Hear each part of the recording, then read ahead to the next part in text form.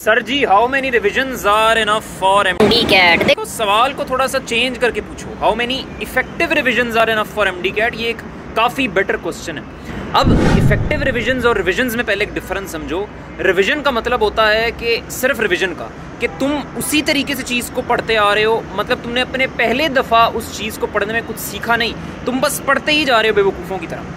अब effective revision किस तरीके की होती है कि तुमने पहली दफ़ा पढ़ने में हर किस्म के हर्डल का सामना किया और तुमने नोट्स बनाया, अच्छा खासा टाइम लगाया। लेकिन इफेक्टिव रिवीजन जब तुम दूसरी दफ़ा मतलब उस चीज़ को पढ़ रहे हो तो तुमने उन गलतियों से सीखा हुआ एक रिफाइंड मटेरियल तैयार किया था जिसको तुमने पहली इफेक्टिव रिवीजन में पढ़ा, और फिर तुमने उसी चीज़ को जब दोबारा से एक दफ़ा पढ़ा, मतलब दूसरी इफेक्टिव रिवीजन की, तो तुमने बिल्कुल इस तरीके से पढ़ा कि जैसे ये चीज़ बिल्कुल हलवा है। अब ये चीज़ तुम लोग याद रखो कि तुम 2 से 3, अगर एमडी के फ्रेशर हो तो एमडी कैट से अगर 2 से 3 इफेक्टिव रिविजन्स कर जाते हो तो याद रखना these are more than enough. हाँ, अब सिर्फ जो बंदा रिविजन करता है तो वो सबसे पहली बात तो इस कैटेगरी में फॉल ही नहीं करता, क्योंकि इफेक्टिव रिविजन का मतलब, मेरा इस वीडियो में करने का मकसद सिर्फ और सिर्फ बात करने का ये है कि तुम लोग इस तरफ आओ और इस तरीके से सवाल को पढ़ो कि इफेक्टिव रिवीजन कैसे करनी है। अपना एक रिवीजन वाला माइंडसेट मत रखो कि